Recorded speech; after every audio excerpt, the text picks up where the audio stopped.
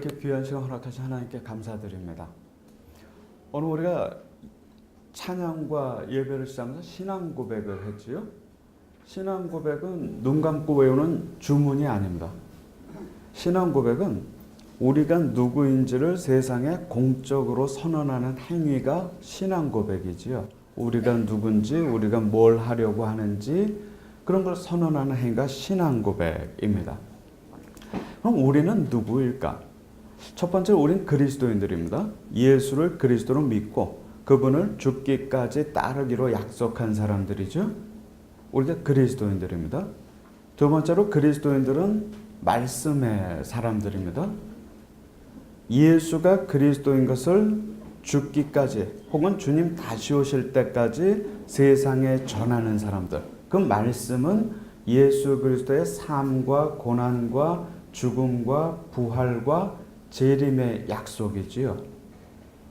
오늘 우리 본문을 보면 로마에 잡혀온 바울이 그의 마지막 순간을 맞고 있습니다. 사도행전, 교회 역사의 시작은 사도행전 28장 마지막 절들입니다. 2해 동안 로마 군인의 감시 속에 바울이 집에 갇혀 있지만 때를 얻든지 못 얻든지 그를 찾아오는 사람들에게 복음을 어떻게 전합니까? 담대하게 거침없이. 로마서에 보면은 복음을 부끄러워하지 않는다고 했지요. 우리는 그리스도인, 예수를 그리스도라고 세상에 선언하는 사람들. 그 내용이 무엇일까? 복음, 즉 예수 그리스도의 주되심을 우리 죽기까지, 주님 재림하실 때까지 대담하게, 담대하게, 거침없이, 부끄러움 없이 전하는 사람들이 바로 우리 그리스도인들이죠.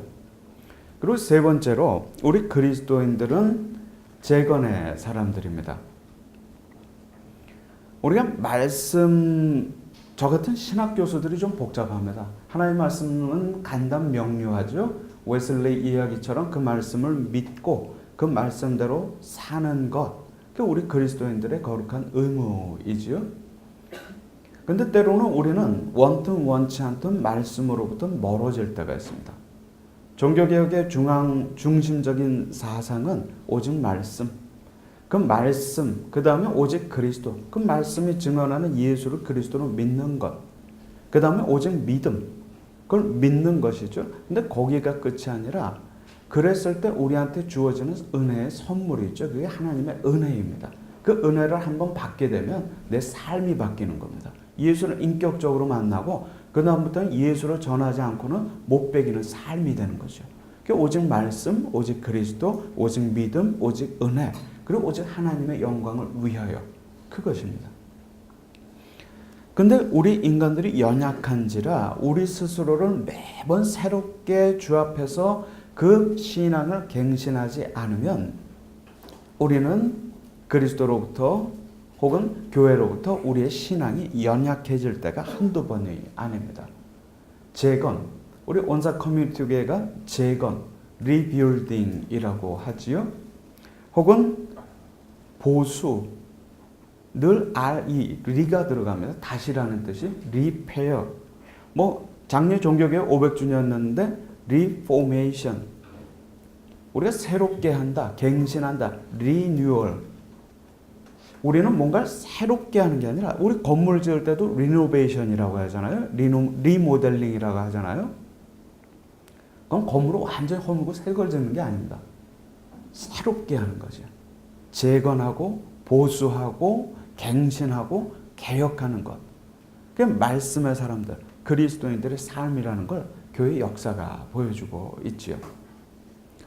오늘은 우리 교회 역사 속에서 이러한 재건의 역사가 어떻게 진행되어졌는지 우리 여러분들과 조금 나누려고 합니다. 제가 목사님 앞으로 좀 가도 되지요? 양쪽에 화면이 있어 제가 좀 이렇게 가까이 와도 부담스럽진 않으시지요? 네. 우리가 그런 사람들입니다. 신천지처럼 우리를 숨기지 않아요. 우리는 그리스도인이고 우리는 말씀의 사람들이고 대담하게 거침없이 예수가 그리스도인 것을 선언하는 사람들이고, 그래서 우리는 거룩한 의무를 가지고 우리를 날로 새롭게 하는, 스스로를 갱신하고 개혁하고 보수하고 재건하는 사람들이 우리 그리스도인들입니다. 특별히 작년에 종교개혁 500주년이었어요. 제가 독일을 갔습니다. 유럽 전역을요, 조그만 차량, 소형차를 하나 빌려가지고 한 5,000km를 돌아다닌 것 같아요. 개혁자들의 숨결이 있는 장소들을 한 군데 한 군데 다 찾아보았죠. 제가 교회 역사를 전공을 하다 보니까 책을 통해서 가르치는 것도 한계가 있더라고요. 작년 여름에 큰 결심을 하고 그렇게 했습니다. 독일을 갔더니 이런 포스터가 곳곳에 붙여 있대요. 종교개혁 500주년을 기념하는 루터의 포스터입니다. 처음에는 이런 역사적인 사실을 가까이 보게 되었다는 감동 때문에 너무나 좋더라고요.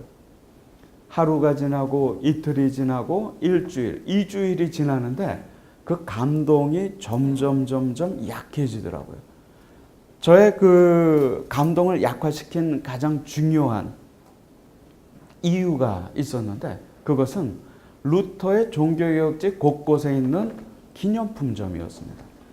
이 기념품점을 들어갔더니 루터 초콜릿, 루터 머그컵, 루터 양말이나 수건, 그리고 루터 와인까지 있더라고요.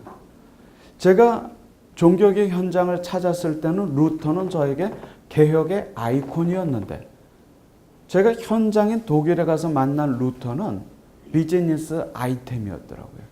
탁월한. 우리는 종교개혁을 생각할 때마다 착각하는 것이 하나 있습니다. 이렇게 루터, 종교개혁의 아이콘이 아니라 탁월한 사업 아이템이 되어버린 루터를 바라보면서, 오늘날의 루터를 보면서 고민하던 제가 독일 남부에 있는 콘스탄츠라고 하는 아주 작은 마을에 있는 한 개혁자의 무덤을 찾아가고 보면서 종교개혁의 의미를 새롭게 생각하게 되었습니다. 이 무덤은 독일 남부에 있는 작은 아주 조그만 마을인데, 이곳에서 루터보다도 100년 앞서서 지금부터 600년 전에 한 개혁자가 화형을 당하게 됩니다. 하나님 말씀을 자기 나라 말로 번역하고 사람들에게 알렸다는 게 죄목이었죠. 이 사람은 체코 사람이었고, 자신의 조국인 체코에서 600km 정도로 이곳에 끌려와서 벗 하나 없이, 친구와 조력자 하나 없이 이곳에서 부당하게 정죄되어 지금은 작은 마을의 중심이 되어버린 이곳에서 그가 화형을 당하게 되지요. 그가 화형되었던 자리에 이런 돌 기념비가 하나 서 있고, 그곳에는 이 사람의 이름이 조하네스 후스라고 하는 체코인이고 1415년 7월 6일에 이곳에서 화형되었다고 하는 돌 기록만 있을 뿐입니다. 바로 이 사람입니다. 체코의 종교개혁자였었고, 종교개혁으로 인해서 종교재판을 통해서 화형을 당했고, 이 후스가 HUS라고 하는 단어인데, 체코말로 여기다 S를 하나 더 붙이면요, HUSS 하면 그게 거위라는 뜻입니다. 후스의 목소리가 실제로 조금 꽥꽥거렸대요. 그래서 사람들이 놀렸답니다. 거위라고. 근데 후스가 종교개혁 화형장으로 향하면서 그렇게 얘기하죠. 너희들이 지금은 한 마리 거위를 태우지만 백조로 나타날 것이다. 그리고 꼭 100년 뒤에 루터가 개혁을 시작하죠. 라면을 하나 먹으려고 해도 물이 100도가 돼야 물이 끓잖아요.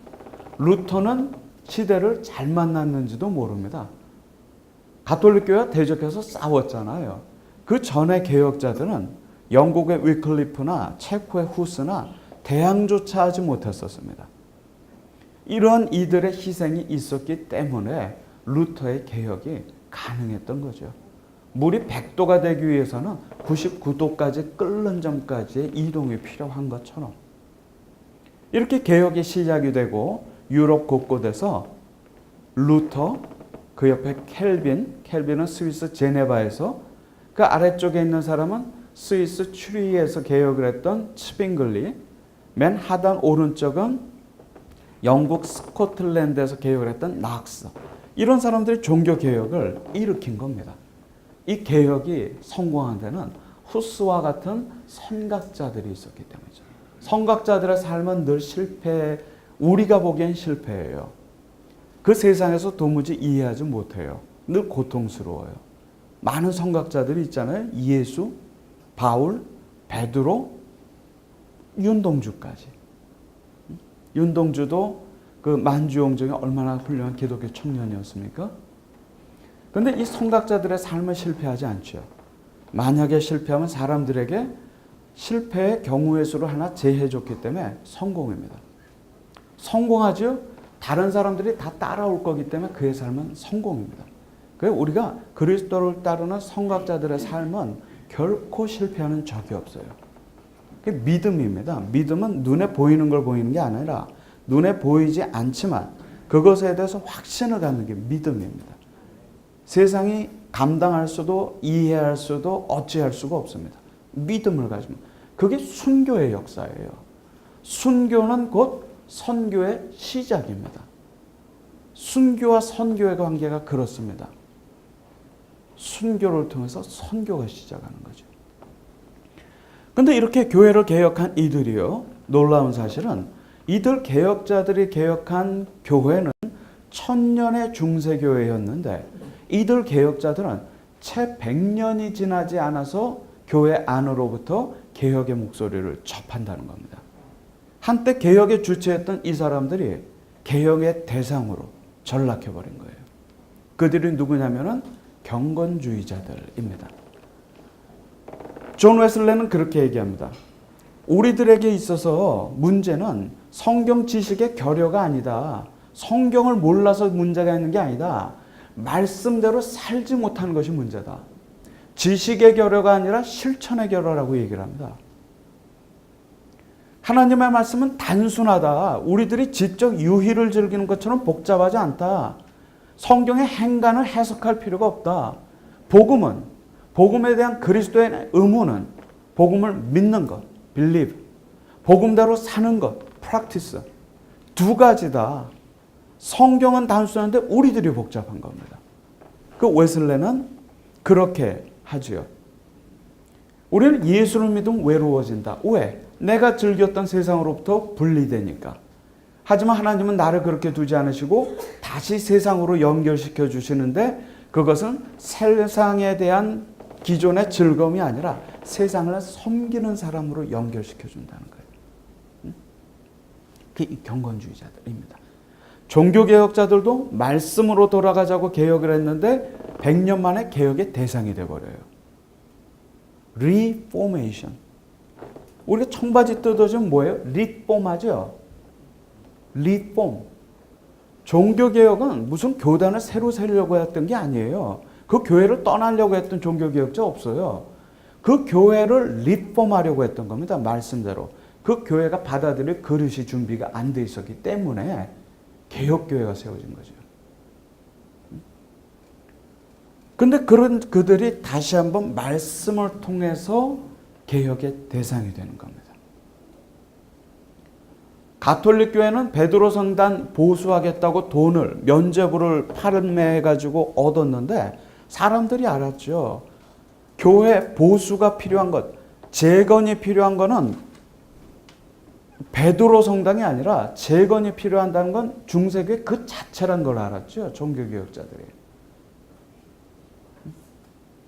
그게 리폼하는 겁니다. 리포메이션이나 개혁입니다. 갱신이고 재건이고 부흥이고 리바이벌. 그 다시라고 하는 영어 접두사가 붙는 모든 단어들이 다 그렇습니다. 새롭게 하는 거죠. 하나님 말씀을 통해서 그리스도를 인격적으로 만나고 그 말씀을 믿었을 때 한량없이 주어지는 은혜를 통해서 사람이 송두리째 바뀝니다. 그러고 나서 고민하죠. 그럼 내가 그리스도를 위해서 어떻게 살까? 어떻게 사는 것이 그리스도를 위한 삶일까? 그게 바로 종교개혁의 5번째 원칙인 오직 하나님의 영광을 위하여. 라틴어로 솔리 데오 글로리아라고 하는 표현 가끔 들어보셨을 거예요. 오직 하나님의 영광을 위하여. 그럼 오직 하나님의 영광을 위하여 내가 어떻게 살까? 그래, 땅 끝까지 복음을 전하자. 웨슬리는요, 전 세계가 자기의 목회지라고, 교구라고 얘기를 했어요. 그래갖고 말을 타고 신대륙 미국에서 수만 회에 걸친 설교를 하면서 복음을 전하는 겁니다. 그 뒤를 따라서 젊은이들이 복음을 전하기로 결심을 하고 세계 오지로 흩어지고 그들과의 만남이 우리 한국 기독교의 시작이고 그들이 전혀 생각하지 못했던 믿음의 열매가 여러분들인 겁니다. 여러분이 그들 믿음의 실증이에요. 실상입니다. 그렇게 수많은 선교사들이 우리나라에 왔는데 대부분의 아이들이 웨슬레가 처음 그리스도를 만났을 때처럼 20대 중반입니다. 그들은 누구일까? 많은 선교사들이 묻혀있는 양화진에 가면 루비 켄드릭이라는 선교사는 이렇게 얘기합니다. 나에게 만약 1000개의 생명이 있다면 한국인들에게 모두 줄 것이다. 도대체 어떤 것이 이들로 하여금 주를 위해서 한국인을 위해서 그의 모든 것을 바치도록 했을까? 우리나라에 온 선교사들은 호주, 캐나다 그리고 미국에서 왔습니다. 미국의 4개 교파, 캐나다, 호주 각각 한 교파, 6개의 교파가 복음을 전하게 됩니다. 그들이 한국에 오기 위해서는 다 태평양을 건넜어요.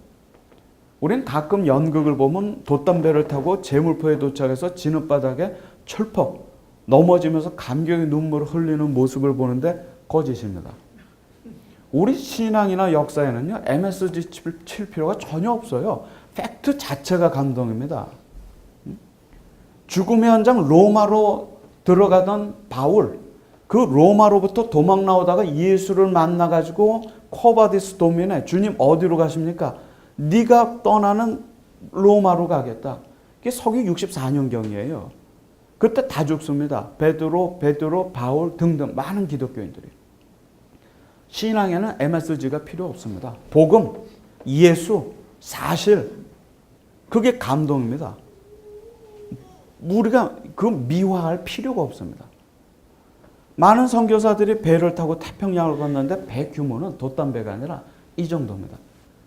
우리나라 초기 선교사들이 올 때 이 배 규모를 타고 다 태평양을 건넙니다. 지금도 그 박물관에 이런 사진들이 있죠. 특별히 이 배는 엠프레스 오브 재팬이라고 우리나라에 온 선교사들이 대부분 탔던 배입니다. 엠프레스 오브 인디아, 엠프레스 오브 차이나 이런 배들이 이때 건조가 되지요. 이들이 도착하면 요코하마로 도착해요. 일본 동부 쪽에. 요코하마에서 고베 거쳐서 시모노세키, 나가사키까지 들어오는 겁니다. 그리고 나가사키에서는 조금 규모가 작은 이런 배를 타고 조선으로 들어와요. 중국 산동반도로 들어가거나 러시아 블라디보스토크로 들어가거나 혹은 한국으로. 그 당시 조선을 여러 차례 왔던 그 서양인에 따르면 그가 기록한 책에 보면 이런 지도가 있습니다. 나가사키에서 부산으로 들어오거나 중국으로 가거나 러시아 블라디보스토크로 가죠. 객관적인 기록 속에는 선교사들이 제물포로 먼저 들어왔던 기억은 하나도 없습니다. 모든 선교사들은 다 부산으로 들어옵니다. 부산에 왔다가 개항장인 원산으로 가거나 혹은 제물포로 배를 타고 기차를 타고 이동을 하지요. 선교사들이 처음 만난 부산의 첫 모습입니다. 그들이 만난 조선의 산하지요. 그들이 복음을 전해야 될 20대 초중반의 선교사들이 처음 맞닥뜨린 조선. 선교사들 책을 보면 이제 조선에 가서 그 밀림 속에서 호랑이를 만나면서 어떻게 복음을 전해야 될까 이렇게 고민한 선교사들도 있어요. 그만큼 정보가 부재한 겁니다. 그저 예수 따라 선교사로 온 거죠. 무작정.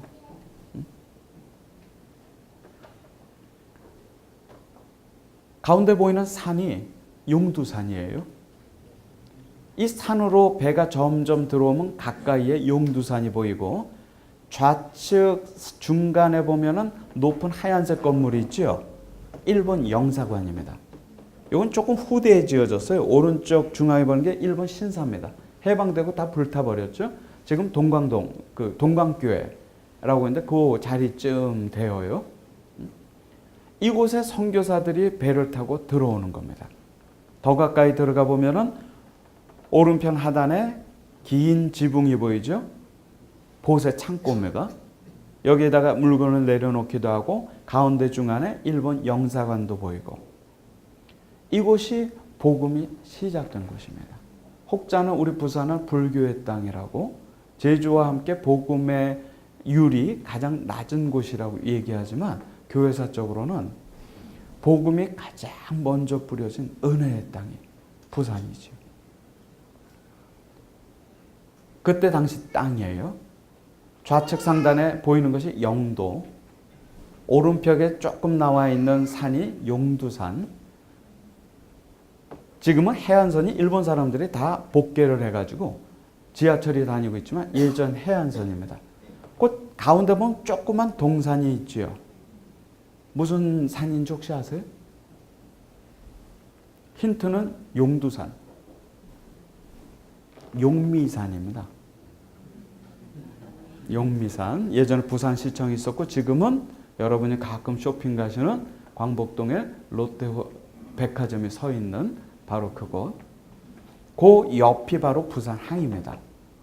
여러분이 자갈치 간다, 롯데백화점 간다 하시는 그곳이요. 복음의 씨앗이 처음 뿌려진 곳입니다. 롯데백화점 보이지요? 그 왼편이 옛 부산항 자리입니다. 그래서 아주 수년 동안 노력을 한 끝에 여기가 이제 기념석도 세워졌는데 이때 당시에 부산항, 복음을 들고 온 선교사들이 올 때 당시에 부산이 이래요. 여기 어딘지 아세요? 오늘은 대답을 안 하시기로 하셨군요. 아이, 모르실 리가 있습니까? 하단 우측이 동백섬이고 해운대 백사장인데 1910년 사진입니다. 이제 아셨죠? 선교사들이 도착했을 때가 광복동이나 부산 진구에 조금 일본 조선인들이 살고 있었고 부산 지역은 이렇게 허허벌판이었죠. 이곳에 선교사들이 도착하는 겁니다.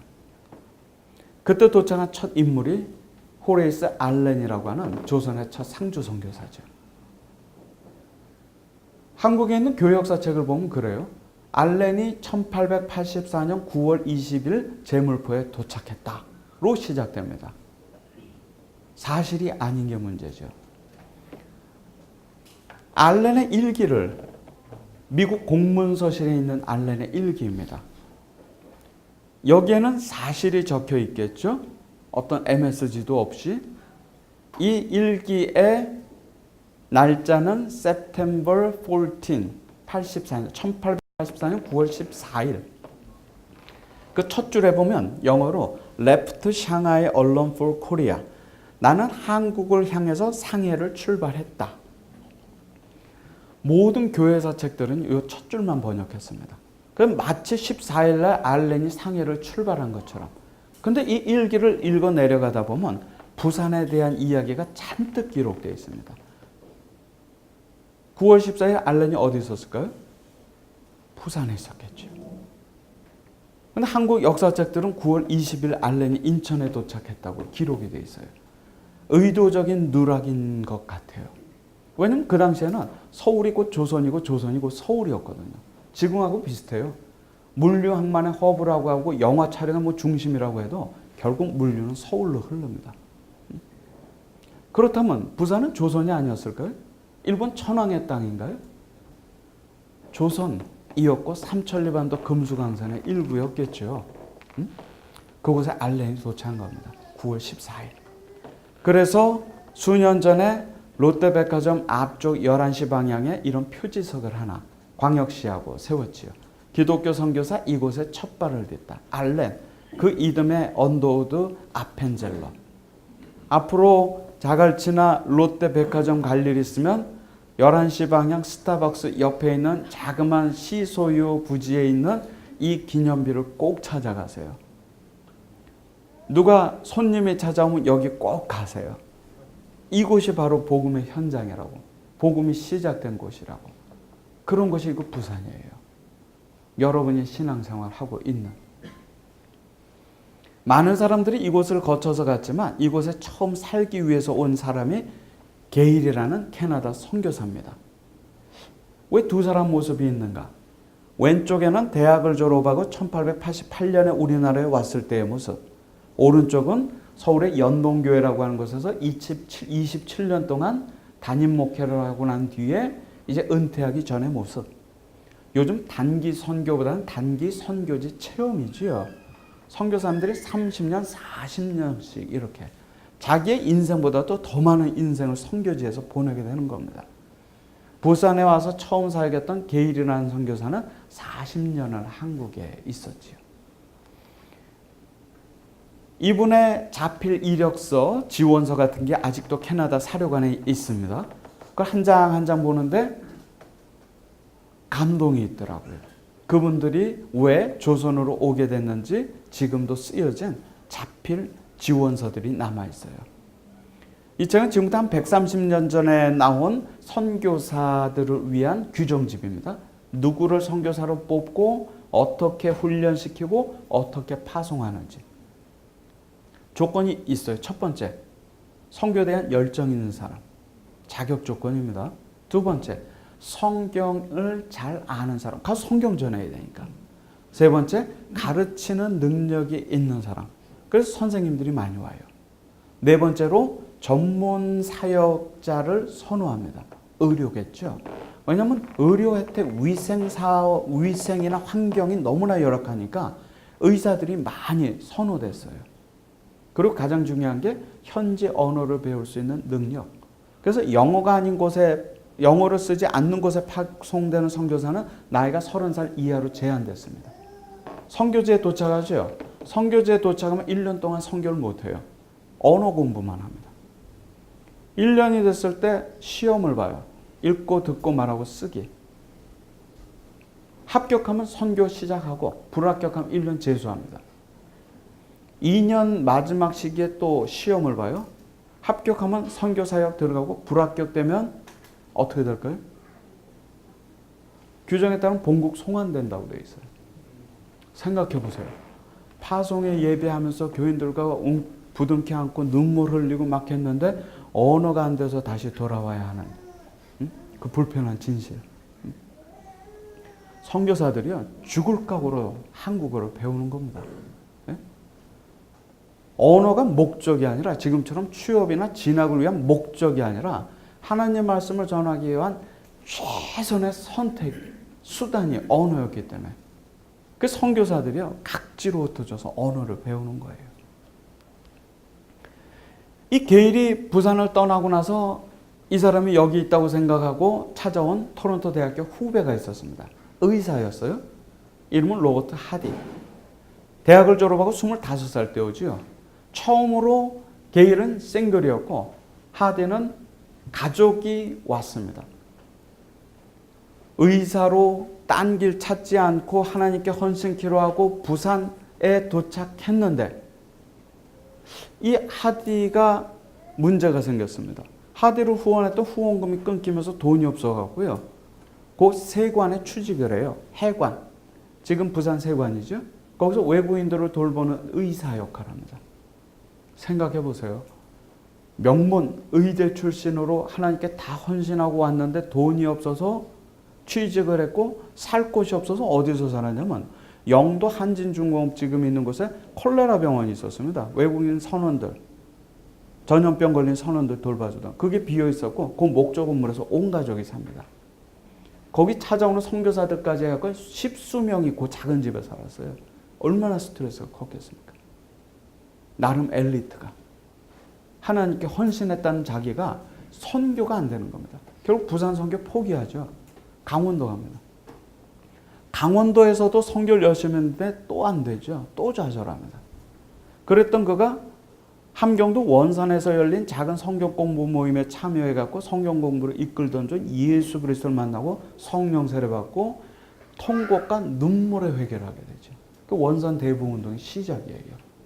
동료 선교사들 앞에서, 한국 교인들 앞에서 자기는 한국인들이 자기를 이해해 주지 못하고 동료 선교사들이 이해하지 못했다고 부산서도 강원도도 생각했는데 말씀을 통해 갖고 갱신되고 재건되고 보수되고 스스로 새로워졌을 때 그 문제의 책임이 자기에게 있는 걸 깨달았죠.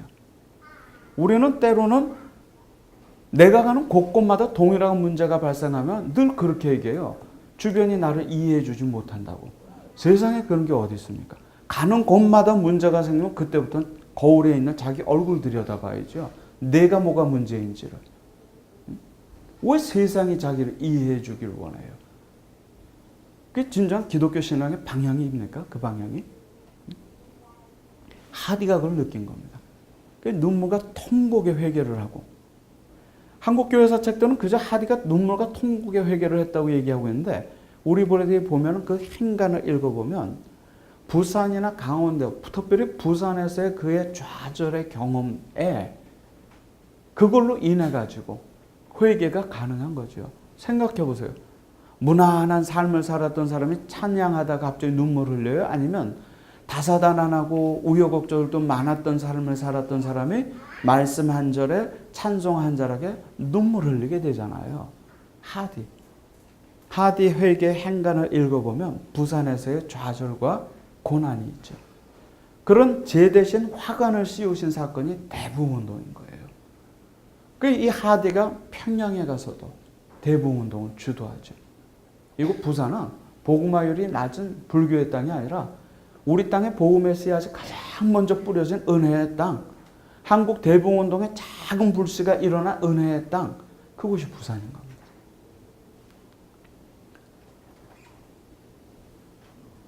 그 당시 불려지던 찬송이에요. 한국말로 선교사들이 번역을 했는데 한국말이 좀 약하니까 어떤 찬송인지 아세요? 예수 사랑하시면. 그 당시에는 이 조정이나 정부에서요, 특별히 평안도 황해도 사람들은 지역 차별 정책, 서북적 차별 정책을 써가지고 아주 중앙으로 진출할 수도 없고, 그곳은 동학전쟁, 청일전쟁, 러일전쟁, 전쟁터였고 한 치 앞도 모르고 친구가 자기를 속이는 그런 세상이었어요. 그런데 그곳에 복음이 들어간 겁니다. 예수라는 고귀한 분이 있는데 네 친구가 되었다. 심지어는 그분이 너를 위해서 죽었다.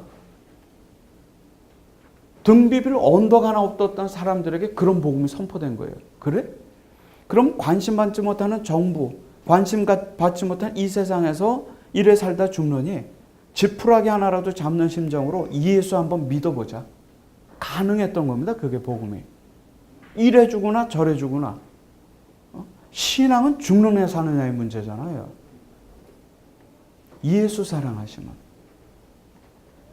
저를 사랑하시는 천부아들 예수씨. 또 우리는 예의지국이니까 이름 부를 수 없잖아요. 제 대신 죽으셨고 다시 사사이처럼 더욱 사랑하심 더욱 사랑하심 더욱 사랑하심 구주님 예수씨. 이거 반주 돼요? 한번 우리 1절만 같이 130년 전 기독교인의 마음으로 한번 겸손하게 한번 예수님을 찾아볼까요? 저를 사랑하시는 예수씨. 저를 사랑하시는 천부 아들 예수씨, 제 대신 죽으셨고 다시 사사 이처럼 더욱 사랑하시는 더욱 사랑하심 더욱 사랑하심 구주님 예수씨. 어때요? 예수 하는 거 예수씨 하니까 좀 겸손해지지 않으세요? 그 당시 나눠준 전도지 보세요. 한글을 보니까 한글 먼저 가르쳐야 되잖아요. 그 옆에 보면 성경 내용보다는 성경의 진리들이 기록되어 있어요. 하나님이 우리를 만드셨나니라, 하나님이 우리를 매우 사랑하시나니라, 하나님이 우리에게 서로 사랑하라고 하셨나니라. 우리가 서로 사랑하지 아니하면 죄니라. 서로 미워하고 시비하고 시기하고 거짓말하고 음란하고 도적질하고 속이는 것이 다 죄니라.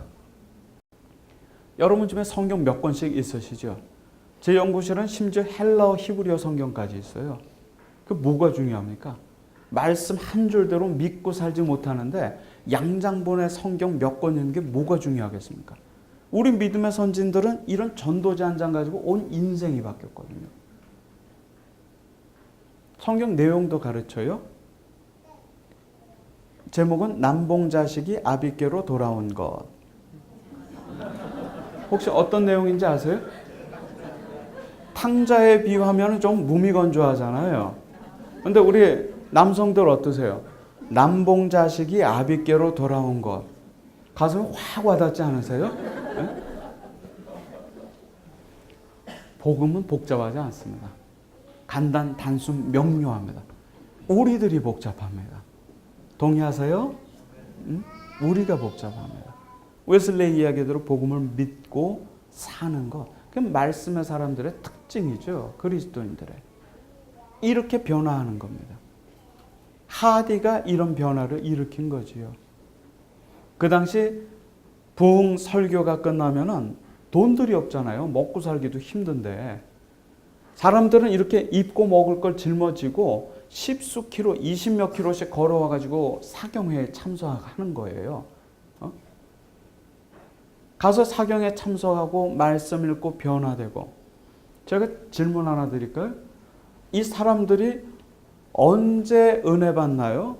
1번 교회에 도착해서 저명한 설교자 부흥사의 설교를 들었을 때. 2번 짐 싸가지고 집 떠날 때. 언제 은혜의 시간이 되겠습니까? 집 떠날 때겠죠. 이미 받을 은혜는 이미 시작이 된 겁니다. 이런 부흥의 역사예요. 그 목사님들이 설교 끝나면 물어요. 돈이 없잖아요. 오늘 날연보 할 사람 손 드시오. 날연보가 혹시 뭔지 아세요? 연보는 아시죠? 헌금. 날은 뭐냐? 날을 드리는 거예요. 영어로 day offering, 무슨 day collection, 뭐 이런 형식으로 선교사님들이 써놨는데 하루 연보할 사람 손 드시오 그러면 손 들어요. 이틀 연보할 사람 손 드시오 그러면 또 손 들어요. 그렇게 모아진 날이 수만 일이었대요. 그날에는 생업으로부터 그날을 거룩히 분리해서 예수가 그리스도인 것을 전하는데 온전히 헌신한 겁니다. 이런 한국교회가 부흥이 안 되면 그게 기적이지요. 그지요? 응? 부흥운동은 말씀운동이에요. 말씀을 읽었을 때 두 번째 부흥운동은 회개운동이에요. 말씀을 읽고 내가 변화된 거예요. 그리고 나가서 복음 전할 때 사람들이 교회에 모이고 부흥이 되는 겁니다. 부흥이 3번 단계에서 시작되는 게 아닙니다. 사람 특정한 날 교회에 왔다고 해서 부흥은 아닙니다. 부흥운동은 말씀운동이고 회개운동이고 부흥은 우리가 전혀 기대하지 않았지만 하나님께서 무료로 주신 그분의 은혜의 선물이 부흥일 거예요. 그 인간이 의도적으로 만드는 게 부흥이 아닙니다. 하나님의 선물입니다. 그 우리가 은혜라고 그래요. 은혜에 의하여. 우리가 늘 그래요. 믿음으로 말미암아. 그 앞에 읽으셔야죠. 은혜에 의하여. 믿음으로 말미암아. 믿음으로 말미암아 자꾸 내 의가 앞서잖아요. 은혜에 의하여. 은혜 없이는 그 얘기입니다. 그리고 이곳을 찾은 사람이 헨리 데이비스라고 하는 호주 사람이에요. 호주에서 찾아온 이 헨리 데이비스는 남들보다는 좀 늦은 나이에 왔어요. 30대 초반에 왔으니까. 호주 멜번에 지금도 있는 커필드 그래머 스쿨이라고 하는 유명한 사립학교의 교장이었습니다. 만들었어요, 그 학교. 그랬던 그가 모든 걸 내려놓고 한국 선교사로 옵니다. 특별히 한국에서도 부산을 선교하겠다고 옵니다. 배를 타고. 얼마나 헌신적인 선교사인지 그 일기를 보면 그가 한문 배운 내용들이 쭉 적혀 있어요. 한문을 알지 못하고는 한국어를 이해할 수 없다고 해서 한문을 이렇게 배운 겁니다. 진학이나 취업이 목적이 아니라 예수 전하려고. 그분이 자신의 나라를 떠나서 마지막 순간까지 일기가 이렇게 있어요. 안타까운 것은 이분이 1889년 4월 4일에 부산 도착하거든요. 4월 5일에 하나님 품에 안겨요. 부산에 와서 서울에 갔어요. 서울에 선교사들이 어리니까 다툼이 많았는데 학교 교장이던 데이비스가 오니까 너무 좋은 거예요. 그 부산 가지 말고 여기 있어서 우리 지도해달라고.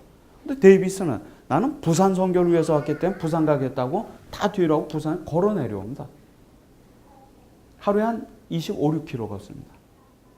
어느 정도 거리인지 아세요? 제가 그 산티아고라는 곳에 가서 한 800km를 한 35일 정도 걸어봤거든요. 하루에 한 25km 정도 걷습니다. 그때가 되면 발이 아파서 더 이상 못 가요. 발이 부어가지고. 제가 그러고 나서 선교사님들의 일기를 이해했습니다. 대부분의 선교사님들이 하루에 26km 걷습니다. 발 아파서 더 이상 못 걸을 때까지 순회 전도를 하셨구나. 그걸 제가 알았어요. 데이비스도 그렇게 부산을 찾아온 겁니다. 그러다가 병에 걸리고 부산에 도착해서 하루 만에 하나님 품에 안기죠. 그에게는 선교지였는데 그에게 부산이 순교지가 된 겁니다. 그 일기책을 보면 한글도 굉장히 잘 쓰세요. 그지요? 이런 한글이 쓰여져 있습니다. 주여 나를 불쌍히 여겨 나를 도와주소서. 믿사오니 너는 하나님 당신은 나의 믿음이 독실치 못함을 도와주소서. 여러분 어떻게 생각해요? 우리 간혹 그런 생각합니다. 하나님은 준비된 자를 부르신다. 부르시겠죠. 맞습니다. 그런데 저는 요즘 거기 49라고 한다면 요즘 51%는 좀 기울어졌어요. 하나님은 부르시고 준비시키신다. 내가 준비가 갖춰지고 모든 것이 여건이 만들어야지 주님의 부르심에 응답한다고요? 부르심의 주체는 그분이지 여러분이 아닙니다. 믿음으로 말미암아 은혜에 의하여 그분이 우리의 주인이신 거죠. 그분이 우리를 부르시고 준비시키는 겁니다. 그러니 20대 초반에 이런 젊은 선교사들이 부르심에 응답하고 조선에 온 거고 부산에 온 거고 이렇게 데이비스는 고민했잖아요. 하나님께서 데이비스를 준비시키신 겁니다. 그 기간이 우리 여기서 처음 사귀었던 게일처럼 40년인 거고 그 뒤에 있던 하디처럼 45년인 거고 그 기간 준비시키면서 그분의 사람으로 세우시는 겁니다. 여러분의 부르심의 때는 언제입니까? 여러분이 결정할 자격이 없으시지요. 우리는 그분의 부르심에 응답하고 그분이 우리를 준비하시도록 그분을 모시는 것이지요. 그것이 말씀대로 믿고 그 말씀대로 살려고 하는 것. 오직 말씀, 오직 그리스도, 오직 믿음, 오직 은혜, 오직 하나님의 영광을 위하는 삶. 그게 뭐 복잡한 고상한 신학적인 얘기가 아니라 그게 우리 신앙인 겁니다. 그래 도착한 그가 게일에게 전보를 칩니다. 이젠 더 못 움직이겠다고. 그 게일이 갔더니 일본 의사를 데려갔더니 오늘 못 넘긴대요. 그래 이 데이비스가요. 결국 부산에 도착하자마자 숨지고 이곳에 묻힙니다. 영도가 내려다 보이고 용두산 맞은편에 보면 복병산이라고 있어요. 혹시 아세요? 동강동 그 인쇄 하는데 많이 있는 거기입니다. 그 복병산이 옛날에는 그걸 기준으로 안쪽은 일본 사람들이 있고 조정에서 1600년대부터 정조 때부터 일본 사람들이 못 건너오도록 복병산이라고 지역 이름이 유래가 되는데 그 산자락에 이렇게 데이비스를 묻고 이 자리에 그 이후에 선교사들 가족이나 선교사들이 묻히게 되지요. 지금 남성여고 운동장쯤 됩니다. 동광동 동사무소 바로 뒤편에 있는 그 지역쯤 됩니다. 항공사진이나 그 당시 상신들을 보면 부산 타워에서 제가 찍은 사진인데 지금은 많은 인쇄 골목들이죠. 지금은 평범한 부산 사람들이 그저 일상을 거니는 이 길이 20대 초반에 복음을 들고 이 땅에 온 그들이 헌신을 다짐하던 길이었고, 그들이 묻힌 곳이었고, 하나님께서 주신 비전을 두려움 속에 재확인하던 자리가 바로 이곳이었죠. 나중에 여러분 이곳 나가시면 젊은 선교사의 마음으로 한번 걸어보세요. 여러분에게 고민이 있을 때, 또 소망이 있을 때, 걱정이 있을 때 하나님께서 좋은 조언자 되시고 좋은 인도자 되셨으면 하는 마음으로 한번 가보세요. 예루살렘에 가야 순례입니까? 이 순례지요. 데이비스는 그렇게 죽었지만은요, 그의 순교는 선교의 시작이 됩니다. 우리나라 지도에 보면 각각의 선교부가 나눠 맡았던 영역들이 나와요. 오른쪽 상단 함경도는 캐나다 장로교, 나머지 지역을 보면 감리교, 미국 선교부가 감리교 장로교가 나눠 맡았고, 오른쪽 하단에 경상도를 보면 노란색이지요. 데이비스가 죽었다는 소식을 호주에서 듣고 충격을 받습니다. 그리고 나서 처음으로 5명의 선교사를 파송을 합니다. 데이비스가 못다 이룬 꿈을 이루겠다고 5명의 호주 선교사가 이 땅에 오게 되고, 그들이 1891년부터 13년까지 부산, 진주, 마산, 거창, 통영에 선교 지부를 만들어 놓고 복음을 전하기 시작한 게 이 지역 선교의 역사이고, 이러한 선교의 열매가 여러분들인 겁니다. 여러분들의 이야기가 그렇게 우리 믿음의 선진들의 이야기와 맞닿아 있는 거예요. 그리스도인, 말씀의 사람들, 어디서나 안주하지 않고 새로운 개혁과 재건과 보수와 갱신을 꿈꾸었던 사람들, 그 끝자락에 있는 거예요. 여러분들이 부흥을, 여러분들이 갱신과 재건을 꿈꾸지 않는다고 한다면 더 이상 개혁교회의 후예들이 아닙니다. 종교개혁자들의 모토는 개혁교회는 개혁을 멈추지 않는다. 개혁교회는 늘 개혁한다. 이게 우리 개혁교회 모토예요. 재건을 멈추지 않는 우리 온사 커뮤니티 교회 성도 여러분 되기를 주의 이름으로 축원합니다. 데이비스가 죽으면서 읽었던 마지막 구절입니다. 계율과 이 말씀을 중심으로 기도를 하지요. 나의 간절한 기도와 소망을 따라 아무 일에든지 부끄럽지 아니하고 오직 전과 같이 이제도 온전히 담대하여 살든지 죽든지 내 몸에서 그리스도가 존귀하게 되려 하나니 이는 내게 사는 것이 그리스도니 죽는 것도 유익함이라. 데이비스의 묘비에는 이 글이 쓰여져 있습니다. 마지막 글. 이는 내게 사는 것이 그리스도니 죽는 것도 유익함이라. 데이비스가 지금 어디에 묻혀 있는지 모릅니다. 모든 선교사 무덤들은 다 유실되었습니다. 하지만 그들의 신앙이 오늘 우리에게 전해지고 있는 것이죠.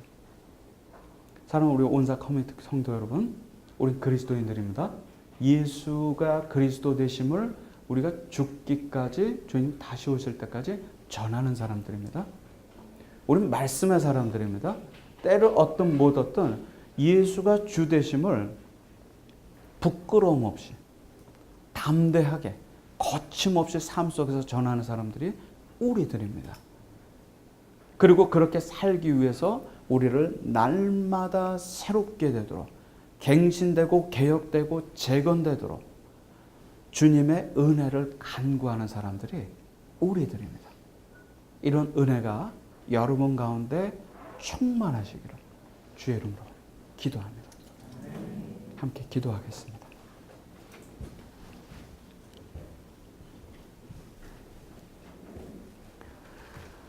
사랑과 은혜가 풍성하신 하나님 감사합니다. 주님, 저희들은 연약하고 저희들은 부족합니다. 하지만 주님, 저희를 긍휼히 여겨주시고 주의 자비를 베풀어 주시옵소서. 주의 복음을 부끄러워하지 않고 담대하게 거침없이 선포하면서 용감한 자 옛날처럼 저희들도 주님의 부르심에 용감하게 응답하는 우리 커뮤니티 교회 한 사람 한 사람 될 수 있도록 저와 함께하여 주시고 저의 인생길 하루하루 동행하여 주시옵소서. 모든 말씀 예수 그리스도의 이름으로 기도드렸습니다. 아멘.